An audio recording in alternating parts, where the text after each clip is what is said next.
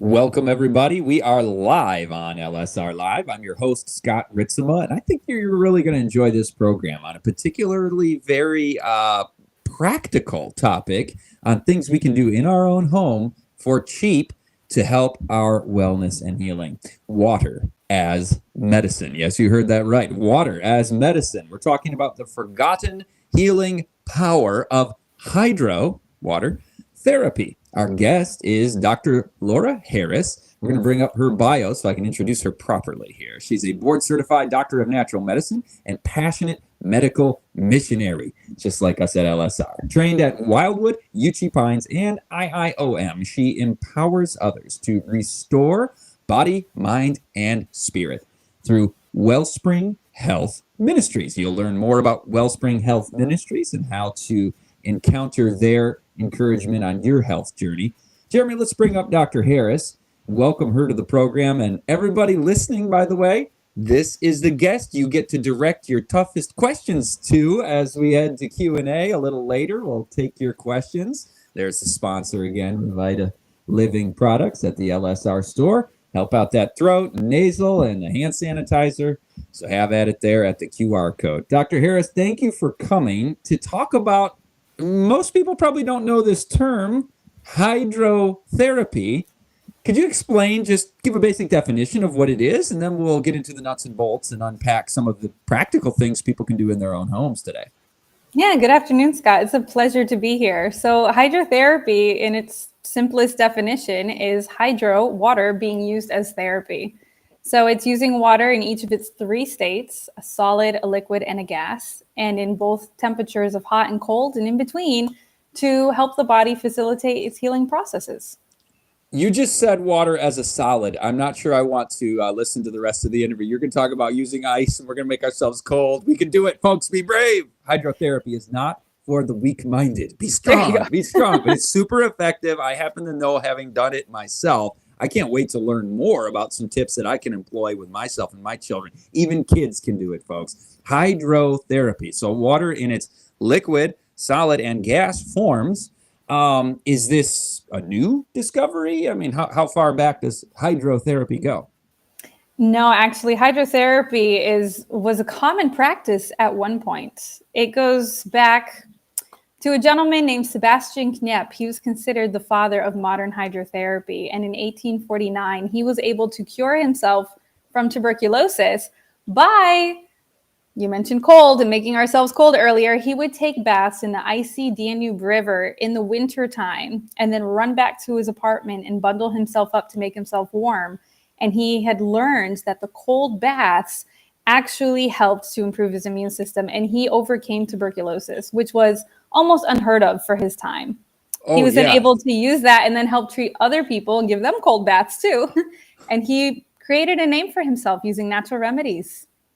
So it started to catch on already back then, or was this kind of marginalized? No, it started to catch on back then. He would teach it to his classmates and because he was in school at the time, studying to be a priest, and was able to actually help cure other people. He used a lot of herbs as well. And just through time, it became a more popular practice where at one point, even in medical schools, nurses were trained in hydrotherapy. So if you went to the hospital for treatment, you were receiving hydrotherapy treatments. Interesting. I don't think most people know that. I wasn't aware that that was part of the standard of care amongst professional doctors, huh? It is. I actually have a few old textbooks from Loma Linda University way back when that are all about hydrotherapy. I have another hydrotherapy book just dedicated towards nursing students. And I would expect that out of old school Loma Linda. Yeah, that's really cool. I mean, that was the College of Medical Evangelists, right? Back in the day, an inspiring example that really, I think, motivates a lot of folks like LSR. And yours, again, is called Wellspring. Yes, Wellspring Health Ministries. Okay. And first, just right out of the gates, how can people follow you on not just the hydrotherapy topic, but you do disease reversal consultations, just health coaching in general? I mean, how would you frame what you do over there at wellspringlifestyle.org? Yeah, so I would say to visit the website. It's still in the process of being updated. We're adding new services all the time. But you can go to that website, you find my contact information, some things that we offer, and we work in communities to help improve health and through health education. But I also work with individuals, whether you have a lifestyle disease that you're looking to learn how to reverse naturally, whether you need some advice on meal planning, maybe you want to eat healthier and you don't know what to eat. I'll help you put together a menu based off your needs and what you like. Nutritional supplements, herbs, all of that is part of our programs. Wow. So, folks, somebody to walk you along your health journey there with some wisdom, experience, and research based, as well as historically tried and true methods of dietary and health reform. Beautiful. Well, let's dig now into this hydrotherapy topic a little bit more. Under what circumstances would somebody want to consider hydrotherapy? They're encountering this symptom, this sickness, whatever. I mean, what are its most common uses? So hydrotherapy has a lot of common uses. There are so many different, even day-to-day things that you may deal with. It could be allergies. It could be you get a cold or a flu. It could be you just have some aches and pains. There are ways to use hydrotherapy to help to alleviate those symptoms and help your body heal in a way that gives you relief faster and for a longer period of time. Well, walk us through some of those. So probably one of the most popular ones is when someone has the flu or they have the cold. They're just feeling under the weather. So a really common and simple way that someone can help boost their immune system is what would be called a contrast shower. So in a contrast shower, you alternate 3 minutes of hot water and 30 seconds of cold water. So you'd get in the shower and you would turn the water as warm as you can stand it. Enjoy that nice, beautiful warmth for 3 minutes, and then turn that nozzle over to the cold as you can stand it for 30 seconds. It's not as bad as it sounds, I promise. You can rub your skin, you can spin in a circle, but 30 seconds is all you got to do, and then you can go back to the hot. If you alternate that 5 times, ending on cold, and then go take a rest for 15 minutes, you've done a hydrotherapy treatment.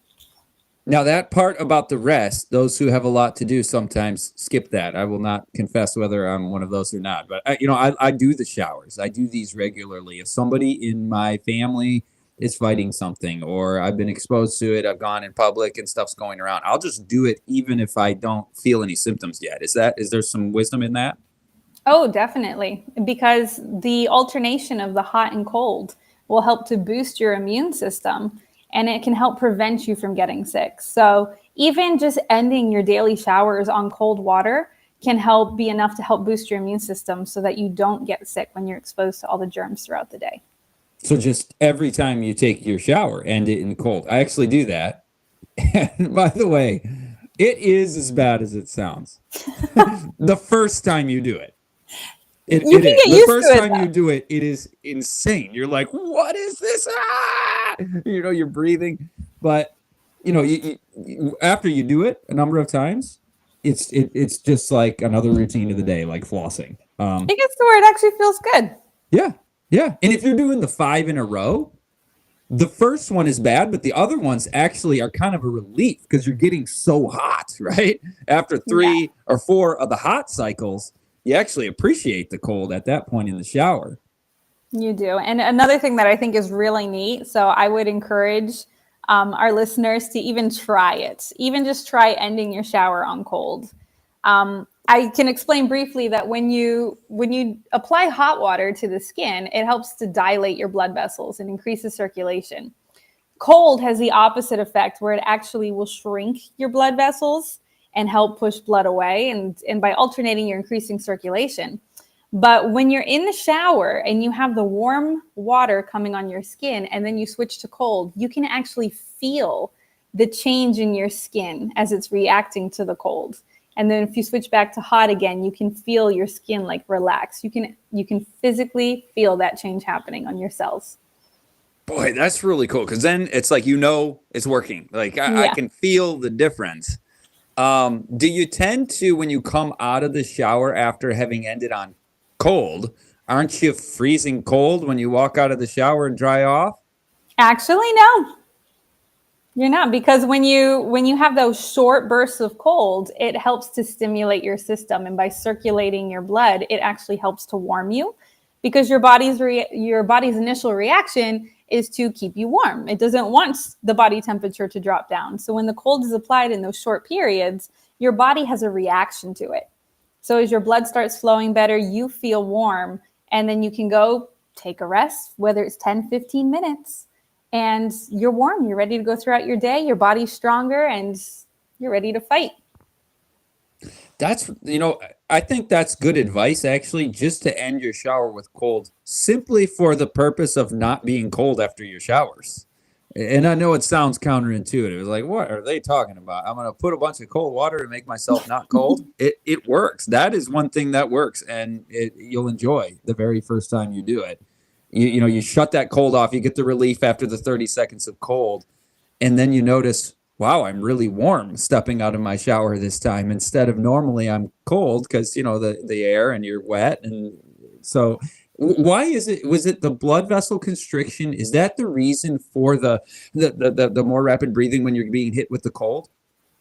Yeah. So again, your body goes through different reactions. So the use of hydrotherapy is you have the properties of the water itself, which can aid in healing, the way it retains heat and the way it reacts. But the body itself goes through changes with temperature, and it's playing with your body's reaction. So again, when you apply those short bursts of cold, your body has a reaction that tries to speed up its processes to be like, hey, this is cold. We want to be warm. And then, yes, you get the more rapid breathing, you get like that shock. You can get more alert, and then your blood flows better too. Oh, wonderful. What is the lymphatic system? How does this affect that? The lymphatic system is a portion of our body that helps to eliminate toxins. So it pulls toxins out of your body and it kind of circulates, it stores it, and you have your white blood cells that can come and destroy it.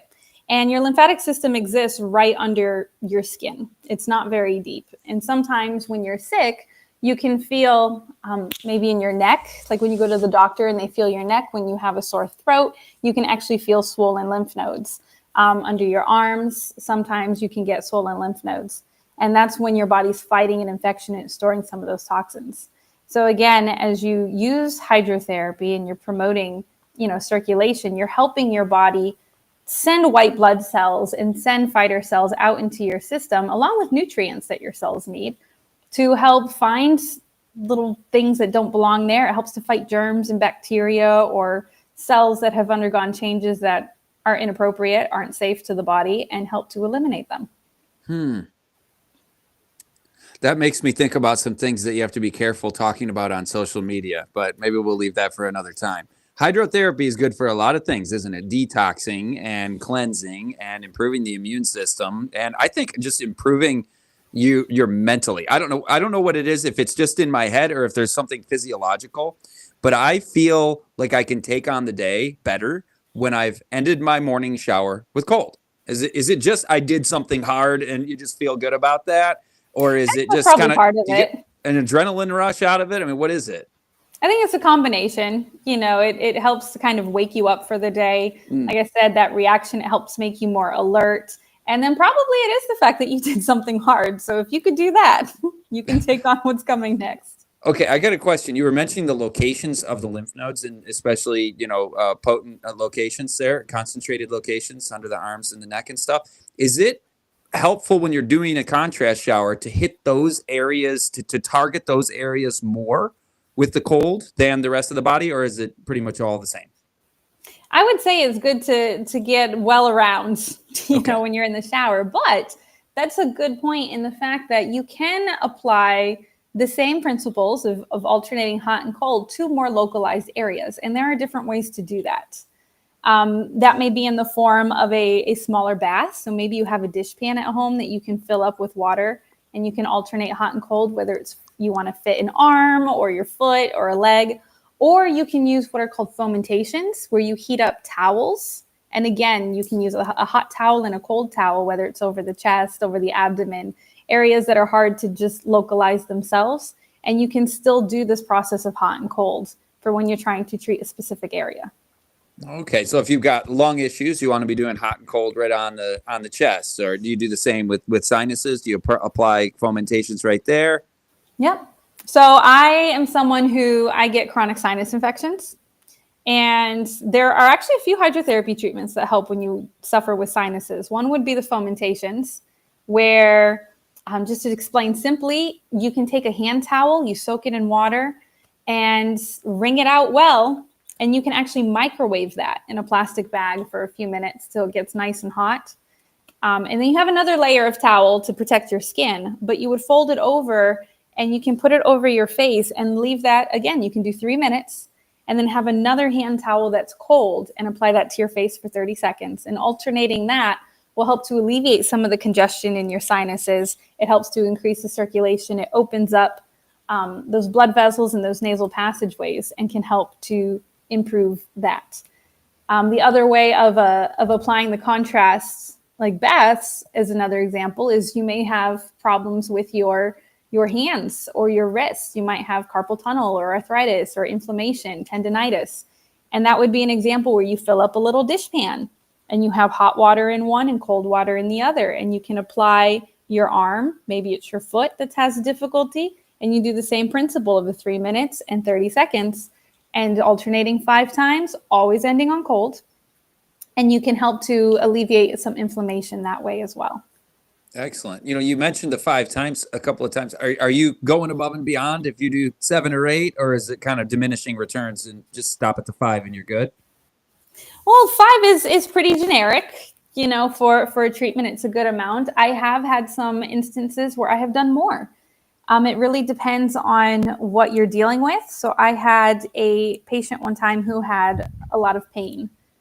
She was someone who had bone cancer, and she had a lot of pain in her hip area. And so we were using fomentations for the principle of alleviating pain and reducing inflammation. And so we continued to alternate the hot and cold. We probably just continued for 30 minutes, 45 minutes, until she felt that the pain had alleviated enough that she was able to go to sleep and sleep through the night. Oh, that's beautiful. So it's even helpful just for pain mitigation. Like I've hurt my back before, picked up a log about 8 years ago, and it's never waiting for my new body when the Lord returns. Can't wait for the resurrection, because every once in a while, I was at a hotel just 2 weeks ago, and I was just leaning over. I was just, stationary, getting ice out of the ice machine.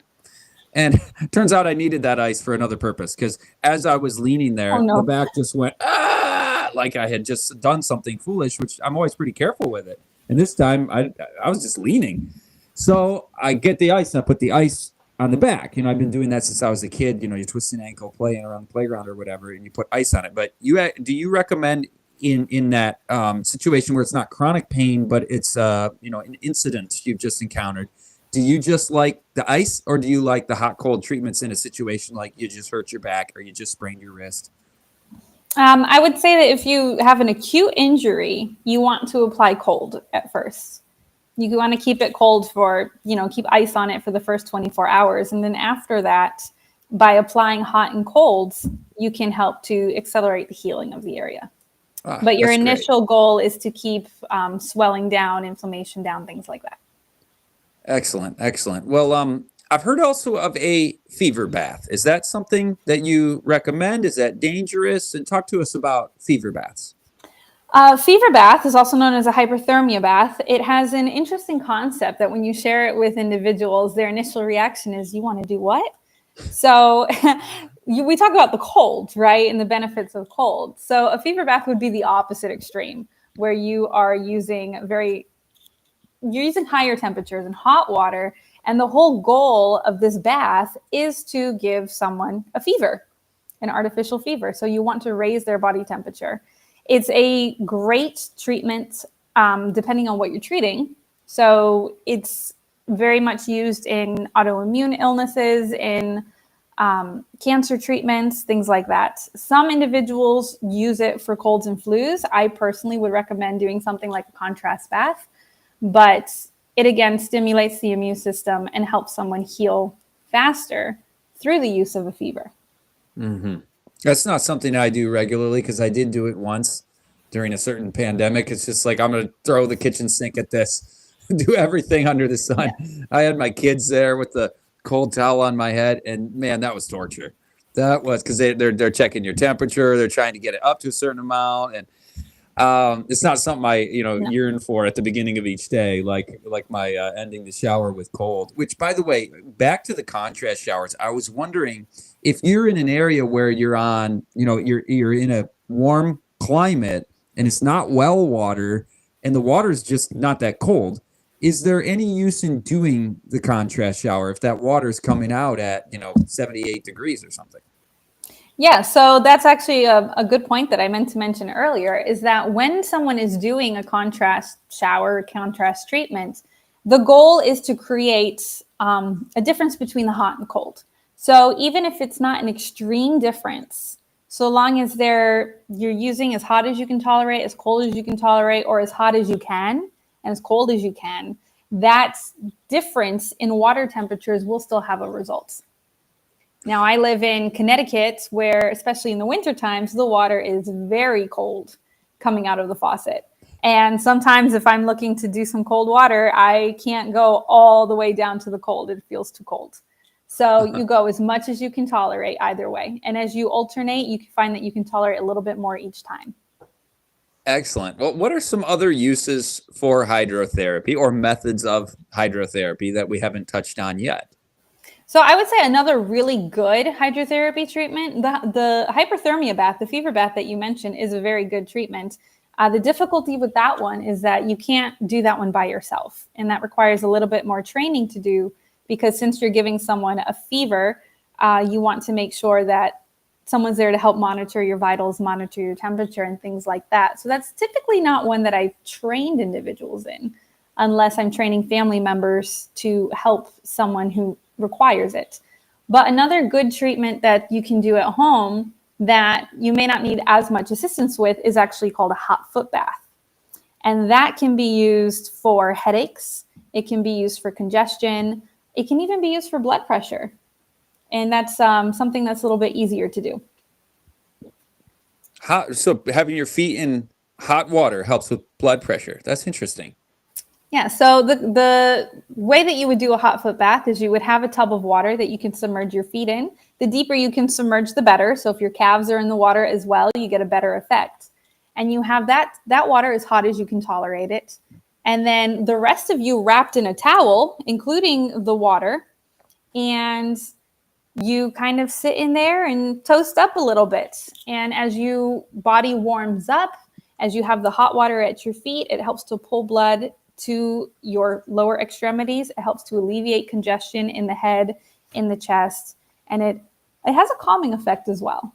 Some people feel very cozy and comfortable in that. And so it alleviates the congestion in the chest during a cold or flu. It's great for headaches, like I said, and migraines. And I have found that by using that treatment on individuals who have issues with their blood pressure, you can help to lower it. That's fascinating. I feel like I've seen, like when we were kids, in the cartoons or whatever, the sort of stereotypical somebody's gotten sick, and they're sitting in a chair, their feet are in a hot foot bath, they've got a thermometer sticking out of their mouth.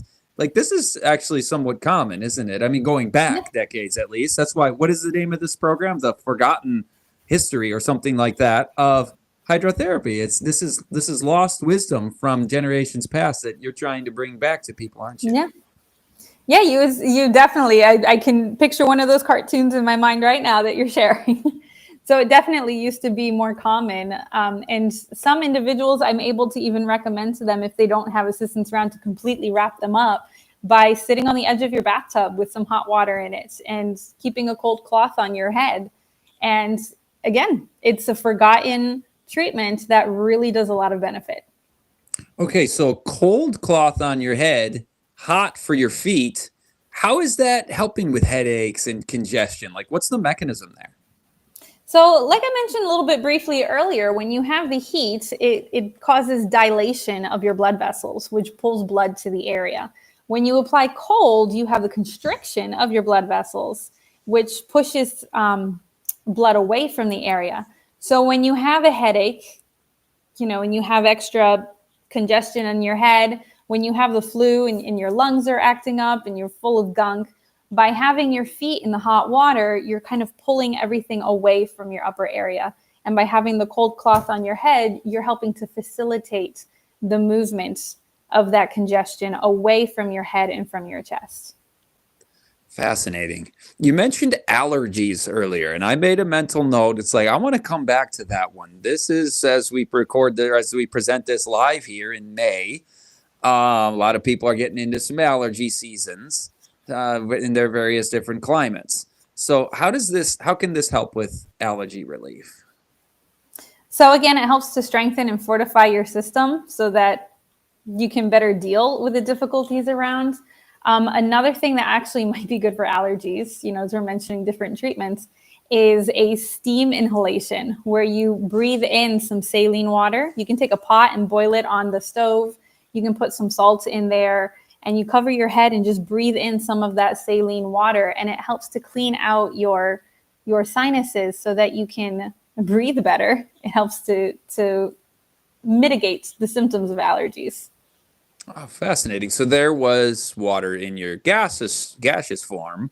You discussed the cold. I'm guessing when you're Yep, there putting you cold go. on your head with your feet in the hot, you got that cloth in the ice, or when you're doing fomentations where you got hot cloth, cold cloth, you got that in some ice water. So we've hit ice, we've hit liquid, and we've hit the steam there. Now Do we you could ever steam, yes. recommend? Yeah, exactly. Do you recommend any essential oils in that breathing that in, or just the salt? Salt is very beneficial, so I would definitely say have salt. And if you have essential oils on hand, you might want to use a little bit of eucalyptus or a little bit of mint. Again, you want to use a minimal amount. You only need like 1 drop, and that can be beneficial as well. And Some even like with just one oregano. drop, yeah, if you put just one drop in and your nose is like right on top of it as soon as it hits the pot, it still can be a little It's very strong. strong. Yeah. Yeah. So I always drop it and then come toward it and then do kind of this like you learned in chemistry class in high school, right?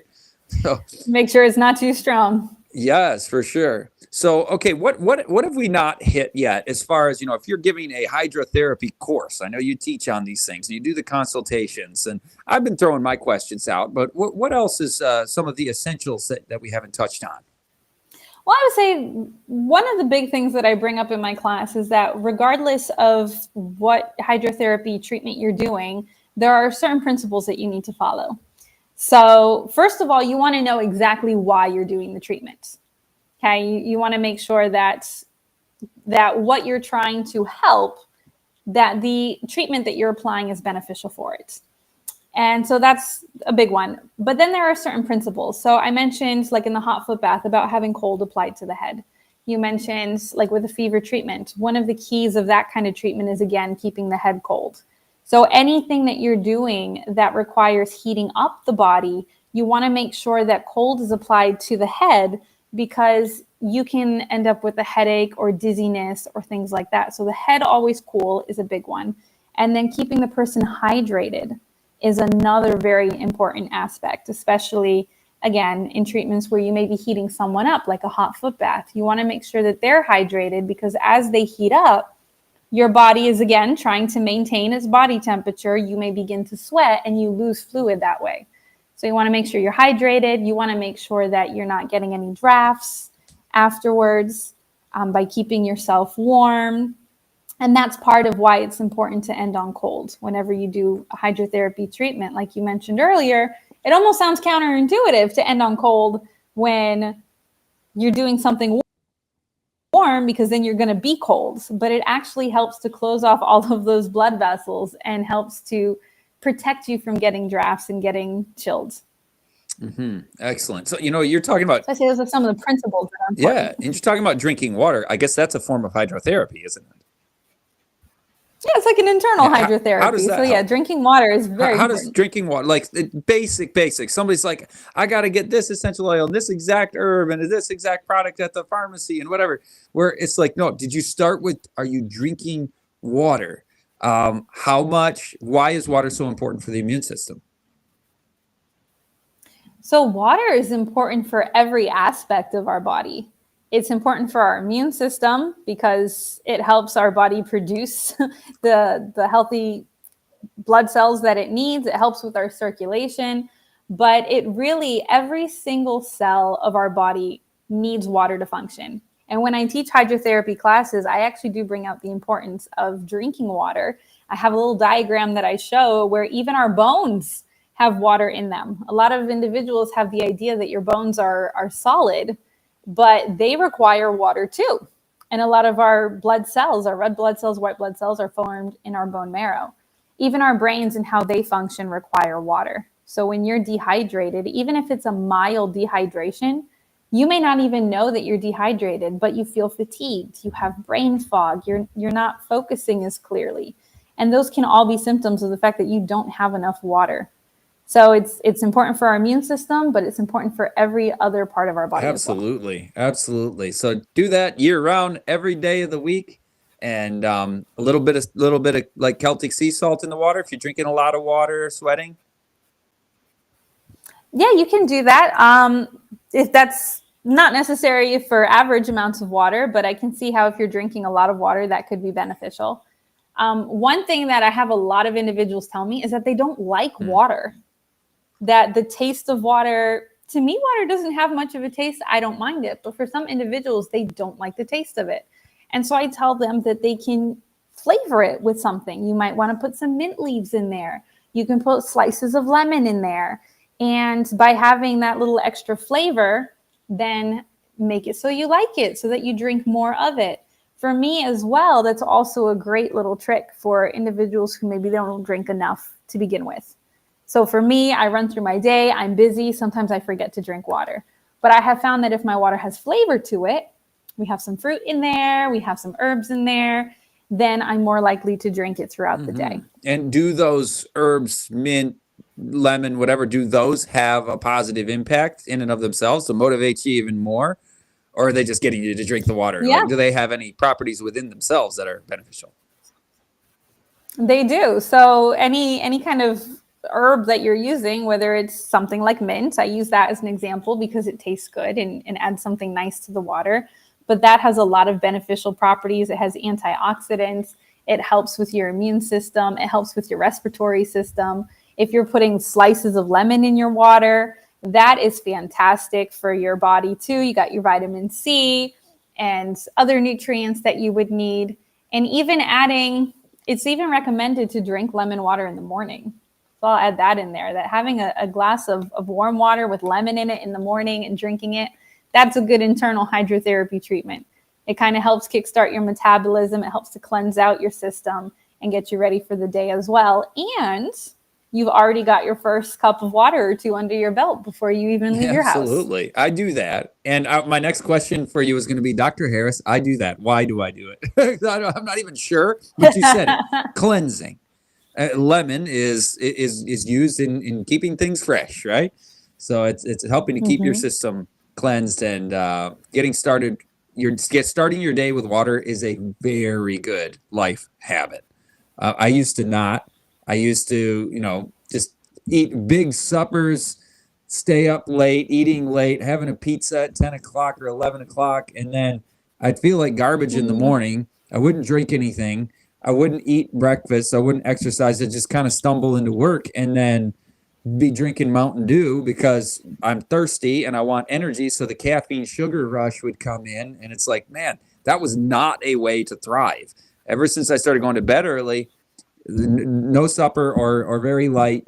And then in the morning, just starting with water, getting in some exercise. And of course, the mental, spiritual, starting the day off with that devotional time and knowing Jesus as your Lord and Savior. Folks, you can thrive. And hydrotherapy is just one small piece of the puzzle that Dr. Harris talks about at wellspringlifestyle.org. I had my cheat sheet right there. Dr. Harris, I've really appreciated what you've shared so far, and I'm sure people are like, okay, how can I learn more about diet and about a meal plan and about my particular disease situation, symptoms? How do people, how does this go if they book an appointment consultation with you? They go to this website, wellspringlifestyle.org, use that QR code, and then what do they see there? They will be able to see some of the things that we offer at Wellspring. They'll be able to learn a little bit about our history and what some of our goals and values are. There will also be a contact form.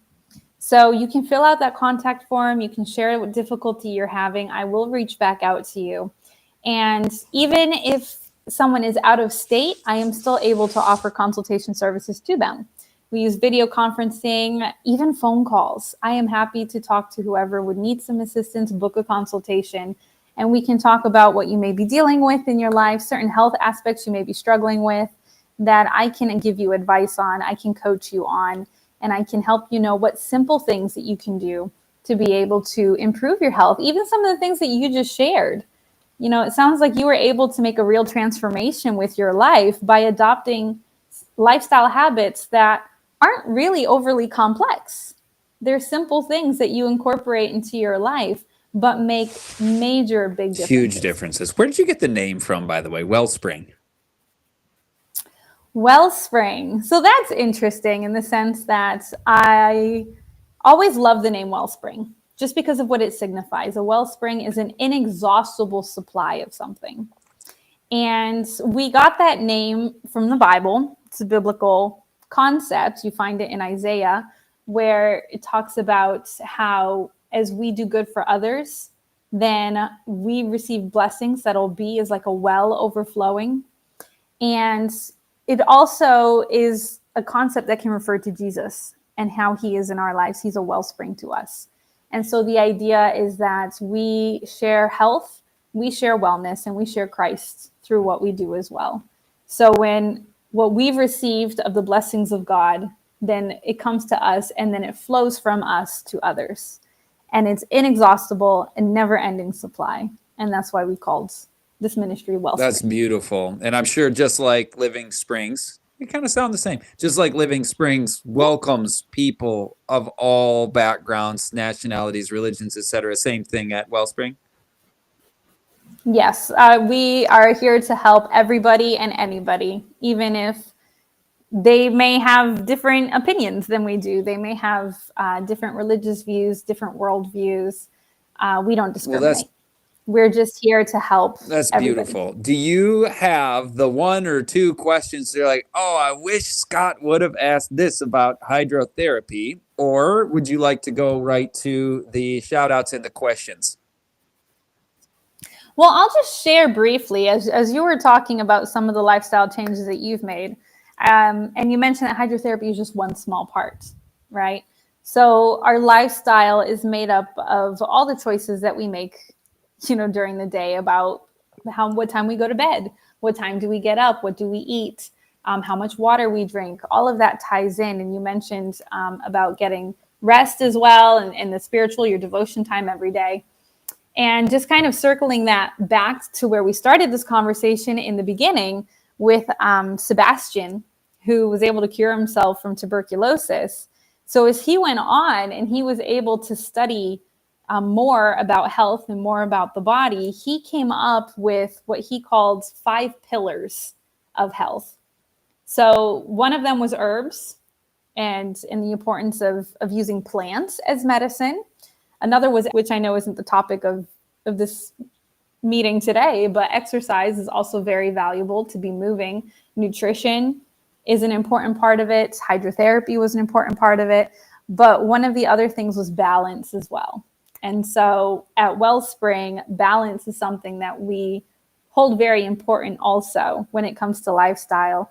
And I've had some clients who've come to me and they'll ask, I had one in particular who loved ice cream, would eat ice cream every night. And they asked me, Dr. Laura, are you going to tell me I can't have ice cream? And my answer was no. For where they're at, it's like, let's cut it back though. Maybe you have it once a week instead of 7 times out of the week. So when we work with clients, we try to take them where they're at and gently lead them along instead of making drastic changes all at once. We want health to be attainable. And we want to look at a whole picture because our health is physical, it's mental, it's emotional, it's spiritual. And so we look at someone as a whole person in every aspect of their lives. And what can we do to partner together to help guide you and get you where you're looking to go? So I just wanted to bring out that fact again, that yes, hydrotherapy is beautiful, it's important, but it ties in with a wider lifestyle picture as well. I think that's important to mention because as folks visit your wellspringlifestyle.org, we're talking about hydrotherapy, but what your ministry is about is really mostly about other things hydrotherapy is one thing that we happen to have you on to talk about the first time. I hope you're coming back. I hope that we can have you regularly to talk about some of those other pillars. But for now, let's say hi to our live audience, Jeremy, who's watching and from where, and we can take questions. But yes, hello to Abby Road. Thank you for the compliments to the channel. We're very honored to receive that and to serve all of our viewers. Who else is there, Jeremy? Thanks, Abby. Louise says, how can they stand it? It's got to be painful. I think that's probably the reference to the 30 seconds of cold. Again, the first time you try it, it does seem like an eternity. And it's like, I'm never going to be able to adopt this as a lifestyle. Keep with it, and it becomes so second nature. You can do it. In fact, you'll get to the point. I can be honest with this. I enjoy the closing scenes of the shower more with the cold at the end because I'm warm after my showers when I do the cold at the end. I know that sounds crazy. Like the first time you do it, you're like, he's just making that up. That can't possibly be true. I would not fault you for that because the first time is a torture session. But when you get used to it, just keep doing it, keep doing it, keep doing it. But Dr. Harris, what's your take on that question? I would reiterate as well is the fact that, again, if you feel like you're just starting out, you're new to cold, ending your showers on cold, you don't have to turn the dial all the way down to as cold as it goes. So do what you can. If it's just, a little bit cold, enough where you're like, ooh, that shivers, do that for 30 seconds and then turn it back to hotter. But then the next time say, okay, I'm going to try to go a little bit further. Because I'll admit, I'm actually on the spectrum where I like hot showers.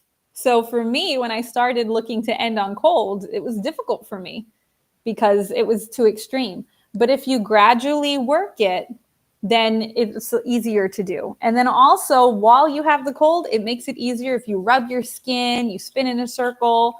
But the movements while the cold is happening as well can make it easier to stand. And when you experience the health benefits of it, when you feel more alert, when you feel stronger, when you're not getting sick as often, then you're going to enjoy the cold even more. Absolutely. And by the way, with kids, you can do this with kids. Just do what Dr. Harris just recommended, just not quite as cold, then just some amount of contrast does help. I learned that. I'm always like, what's the most extreme I can do of this? That's just a personality. I did not know what you shared, that if there's some contrast, it's benefiting you. It doesn't have to be as cold as humanly possible. So that'll encourage you to get started. And folks, you should also know Dr. Harris is going easy on you. I've heard presenters on hydrotherapy say that you need to do it for a minute. She's saying 30 seconds. I do 30 seconds. I actually am not going to that extreme. That's not one that I really want to relish. It's like, okay, I heard somebody say 30. I'm going with 30. So you think a minute is just not necessary, huh? So that would fall under the realm of more prolonged cold, which has its own benefits as well. It's not going to hurt you, if you want to go for longer cold, but for the purpose of what we were discussing today about boosting your immune system, kind of preparing for the day, 30 seconds suffices. I want to ask you about prolonged cold, like these cold plunges where people are going in and just long bathing in very cold water. Maybe one of the questioners is going to ask you about that, but I've gotten my questions in. Let's keep going to the questions, Jeremy. Let's get some more. What state is your program in? I believe she said Connecticut. Thank you, Tony. Yes, we're located in Connecticut. Wonderful. Who else is there? We've got Massa. Is it healthy or unhealthy to take a cold shower regularly? It would be healthy. It's not unhealthy.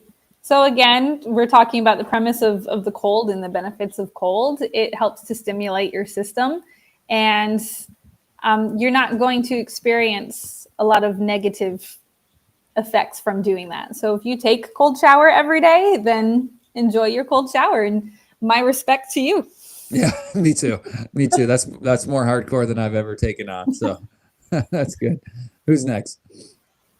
Sylvia, just coming in. Yes, the cold plunge is amazingly cold, but I love it. All right.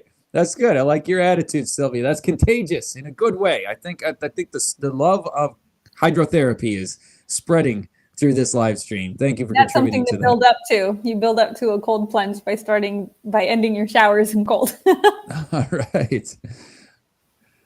Massa says, how does hydrotherapy work with intermittent fasting and OMAD? This is excellent sacred knowledge. Thank you. Oh, thank you for being here and for listening. I'm not sure what the OMAD is. I'm not either. I was reading that, hoping you'd bail me out on that one.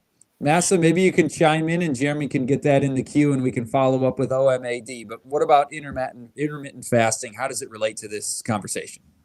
So intermittent fasting, so that would be another example of something that should be a regular health practice and that's beneficial, but it's recently gotten like a new name. So like you were sharing earlier about not eating the heavy meal at nighttime by maybe skipping dinner or just eating something light and then not eating anything until breakfast the next morning. That is essentially intermittent fasting.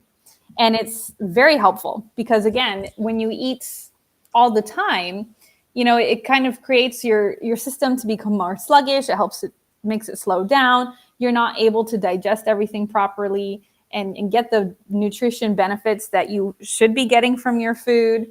And so intermittent fasting is very beneficial. Snacking, like eating between meals, like even making sure that you're not snacking, that kind of falls under the umbrella of intermittent fasting. And it's very beneficial. Hydrotherapy would work well with that because hydrotherapy is also a lifestyle practice that can be beneficial, adding it to your day. Like we were just talking once again about adding the cold to your showers, but doing that and by not eating late at night, by practicing that intermittent fasting, you are doubling up some healthy benefits. And the more healthy lifestyle practices that you add into your life, the better health you'll experience. Excellent. Thank you for that answer, Dr. Harris. Thank you for the question as well. Unsweetened carbonated water, negative? So I just spoke with someone recently, actually, that they don't like water. So I think this is back when we were talking earlier about how some people who don't like water, and they were drinking a water that was naturally carbonated spring water. And someone told them that they couldn't drink that because it was unhealthy to them and that you had to have flat water. In their case, I told them drink it because they're not drinking any water at all. So something is better than nothing. But when you have certain chemicals and things that are added to the water to make it carbonated, and if there's other flavorings in there that are unbeneficial, it may not be your best Natural option. flavors. Yes, that's what I'm thinking of. It may not be as beneficial. So that's why my preference is just regular water. You can get spring water. I actually have a bottle of Poland Springs right here. And then adding something to it like lemon or mint, or even I've seen people add strawberries and pomegranate seeds or orange slices. I feel like that's a better way to go. See, there's actually natural flavors. Real natural flavors. Yes. Who's next, Jeremy? Nawawi says, hello from South Korea. Wow, hello. That's pretty Thank neat. you for joining us. Around the globe. This is such a cool technology. I'm so glad to be here with all you guys from Northern California. Beautiful country there in Northern California. I've actually never been to California. Oh, it's the most beautiful state because it has so much variety. I mean, it's just incredible. From Southern California, says Candy. Thank you. Welcome from Southern California. Oh. I lived in Riverside for 5 years with my wife. Thank you for sharing this wealth of knowledge. God bless you, says Jibo. Wonderful. You're welcome. We're glad to be here. Thank you for being here and listening. El Rose is listening from New York. Thank you for sharing this. Awesome, El Rose. Thanks for being with us. That's more my neck of the woods. Yeah, exactly. There's from Oregon on the other side of the country from Sharon. Welcome again, Sharon. And Anna, my nervous system is very sensitive. Even a gentle massage can make me feel sick. Mm-hmm. The extreme hot or cold makes my blood pressure drop too much. What can I do?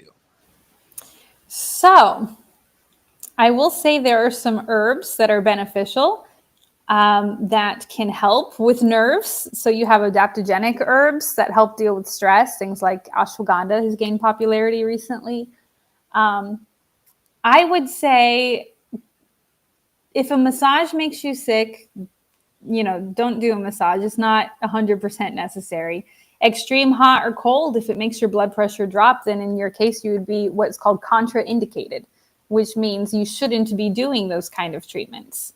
So I honestly would need a little bit more information from you, Anna, as to what health things that you're dealing with to be able to recommend something specific for you. But I would say to do things that you can tolerate. So like we were saying earlier, that you don't have to go to those extreme temperatures. Just do what you can and what feels comfortable to you and what your body tells you, like this works, this is helpful, it's not making me sick, my blood pressure is not going crazy. You start there. And then by having overall healthy habits, so we were mentioning about, nutrition, like eating well, by making sure you're hydrated. I would say going for walks in nature might be really good for you if you have that sensitive nervous system, because even being out, like God is so amazing when it comes to colors. Even color is therapeutic to us. And the colors of green and blue, which I see are the Living Springs logo colors, it's my logo colors as well, but they're very calming colors and they're revitalizing colors. And so when you look outside, you notice that predominantly the two main colors you end up seeing are blue in the sky and green in the trees and grass. So even by going outside in nature and getting the sunshine, taking deep breaths and going for walks and exercising, that might do a lot for your nervous system to help benefit it. Mm-hmm. Yeah, and I'm sure all of the principles, Anna, that you can learn from Dr. Harris over at Wellspring. My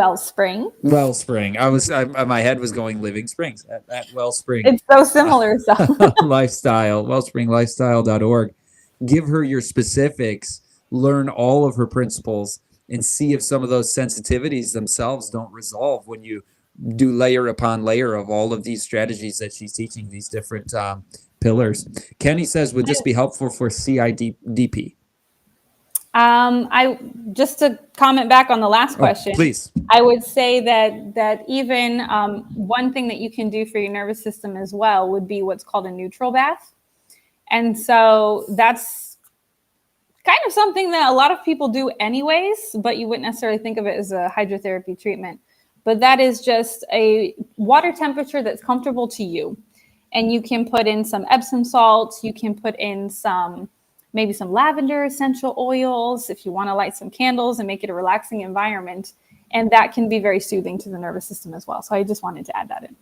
Oh, that's beautiful. Yes, now this one. All right. So for this is an autoimmune disease that affects the myelin sheaths. I would honestly have to do a little additional research on that one to find out which hydrotherapy treatment would be best for that particular illness, because I haven't worked with that one before. And so again, Kenny, if you would like to reach out and contact me through the website, I would be happy to get that information for you. We got the acronym. All one right. Meal a day. One meal a day. Wow. 1 meal a day. Boy, oh boy. What do you think about that, Dr. Harris? So that would be, I guess, a more extreme form of intermittent fasting. I would say that depends on the individual. I wouldn't recommend that for long term, just because our body needs a certain percentage of calories and nutrition in order to function and in order to run properly. And so if you're doing it as a form of fasting, then that can have some beneficial results. But over a long term, if you're not getting the right nutrition and the right calories that you need, then that might become a little bit more problematic. I feel like the best recommendations as far as meal plans goes would be the 2 meals. Maybe you have a mid-morning breakfast that's a very large, the old saying, breakfast for a king, lunch for a queen, and dinner for a pauper. So you have a well-rounded breakfast that helps to fortify you for the day, and then an afternoon meal. And for most people, that is enough to sustain them for the day and gets them their nutritional needs. There are some individuals where maybe they do more manual intensive labor, where they work outside in the field, and they may need a third meal, like later in the day, to give them a little extra nutrition and energy to replace everything that got burnt up during the day. But for most people, 2 meals are good. But thank you for explaining that. Yeah, TMAD, TMAD. 2 meals a day. Awesome. I will Thank you, say, you Elro. make me think of an individual that I had. So I will say it's possible to be too healthy. That may sound counterintuitive, but there are certain things that I've learned over the years. There are certain things that are healthy for us or that could have health results, but wouldn't necessarily be that they're meant for everyone. So even when it comes to diet, I like to separate my recommendations into what is a healthful diet and then what would be a medicinal diet. So it's possible to be too extreme in health because you're getting too much or going too far with what's supposed to be a good thing. And I actually worked with someone who became so strict in their diet that they ended up very sick because they weren't getting the nutrition that they needed. So I would recommend that you're eating well-rounded foods and you're meeting your calorie requirements for the day, and you're fortified to go forward. Excellent. Oh, that's good advice. Who's next? From Ghana. Welcome, Saki. Thank you for being here. You gave us that flag once, didn't you? And I didn't know where the flag was from. Thank you for helping us this time. Can one drink too much water? Yeah. Talk to us about that. I had somebody ask me that the other day, actually. Yes, you can drink too much water, but so when you drink too much water, what ends up happening is you end up flushing out your system and flushing out all your electrolytes and everything. And I think that's what you were mentioning earlier about putting Celtic salt or something in the water to help prevent that. But for most of us, the issue is not about drinking too much water. We don't sit and drink a whole gallon at a time. For the majority of us, we don't drink enough water every day. So yes, it's possible, but it's not very likely. You could hypothetically really hurt yourself too. If you just guzzle a ton of water, like enough will get down that throat to the point where you can hurt yourself, right? Yeah, but it's in that sense, yes. But there have also been cases of individuals who have died from drinking too much water because they were like physically active. Let's say you just ran a marathon or something. You already sweat and lost a lot of electrolytes, and then you're guzzling like a bunch of water down and drinking so much all at once that you end up diluting your blood too much, and your cells are losing their electrolytes. It affects your heart function, and people have died that way. But again, it's not common. So most of us don't drink enough. Yeah, that danger is probably not worth spending 3 minutes on. It's like we really need to more focus on, are you getting enough hydration, enough of that water, drinking it regularly? You can see the color of your urine. If it's dark, if it's deep yellow, then you're not getting enough water. So working on that, you'll find headaches, you'll find better brain fog. All of these things can resolve. Immune system improvements, better appetite control. There's so many benefits from drinking enough water. Make sure you're drinking enough water, folks. That's hugely good advice. We'll do a whole talk just on that. Come back next time on water. Who's next? Jeremy, we can take 2 more. How about, I've been 1 meal a day for a decade. I think it's vital. Well, congratulations to you. If that works for you and your body and it meets your energy requirements, then good for you. That's one of those things you got to need to know how your body works. Who's next? Anna says, thank you. I do healthy eating and alternating medicine. Does that mean alternative medicine? I think that's what she meant, yes. I had never heard of this bath. We'll try it. I have lots of health issues after COVID. Didn't take the jab. Do you want to comment on her comment? Well, I'll say to try the bath and see if that benefits you. And again, incorporate that with some light exercise and spending time out in the sun. Sunbathing would be another one. And, by incorporating those into your daily lifestyle, you might reap good benefits. I'm thinking about that 1 meal a day thing still. And I'm wondering if in order to get sufficient calories, you're eating a low fiber diet to have more concentrated calories at the 1 meal so you're not wasting away. And with low fiber, are you increasing risk like for colon cancer? Yeah. Potentially. So whoa. That same guy, Anana's daughter, says, can you speak about colon hydrotherapy?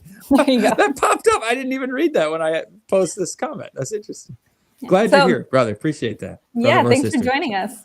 So colon hydrotherapy, there are like 2 main things that I think of with that. One of them would be a colonic, something's called a colonic, and the other would be an enema. And these are 2 things that they're very similar. So most of us are familiar with what an enema is and the benefits of that. That's helpful if someone is constipated. Maybe they're not having regular bowel movements. A colonic is similar concept, but it's done with a machine that uses like a gentle vacuuming, like suctioning power, where you fill in with water. Water is inserted into the colon and then is gently taken out and then repeated. And the water can go a little bit higher in the colon and in the intestine than a regular enema would. I will say that a lot of individuals may overuse this. It's beneficial to do as a cleansing, but I've worked with some individuals who they do things like enemas frequently because they say that they have trouble with their bowel movements and they rely on the enemas. I had one individual who could not use the bathroom without an enema. And I will say that if you use something like that too often, then your body gets lazy in a sense. So your colon figures, I don't have to put in any work because they're going to be doing it for me. And so if you overuse it, it can have a negative effect where then it does make it harder for you to use the restroom. So it has its place. That would be one of those things that we talk about, balance.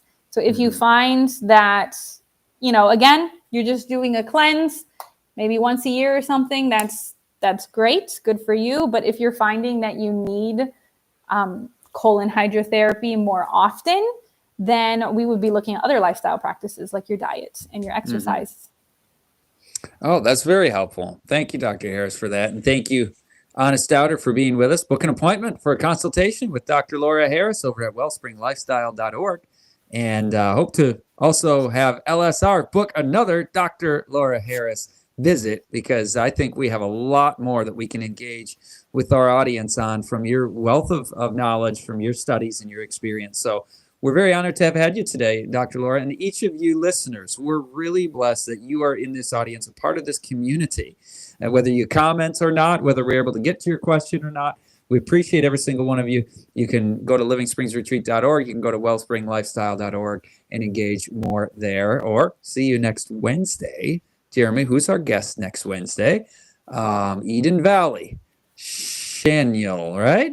He's going to bring it up. But Dr. Laura, thank you again for being with us. And blessings to your work and those that you're reaching in Connecticut and beyond through your online platform. Thank you so much for having me. So it is Shaniel Fisher about the Ministry of Eden Valley. See you Wednesday, May 28th at 4 p.m. Eastern, 3 p.m. Central, as always. And thanks to our producer, Christian Digital Network. From likes to lives changed. Please scan that QR code, subscribe to CDN YouTube channel, and next week's is pre-recorded. So you can engage in the chat, but we won't be able to put you up on the screen. And then at the end of next week, we're like, who's the guest next week, which would be the first Wednesday of June? We didn't know at the time that we pre-recorded it. So stay tuned to the shorts feed. We'll announce the guests, and we are going straight through the summer. We had mentioned maybe there will be some changes. We might do fewer programs or something in the summer, but we're on it. We love you guys. We're going to do this every Wednesday with you through the summer as well. So stay tuned, and God bless you all. May the peace of Christ dwell with you richly and abundantly as the living springs of life burst forth from within as a wellspring. God bless you. Goodbye. Bye.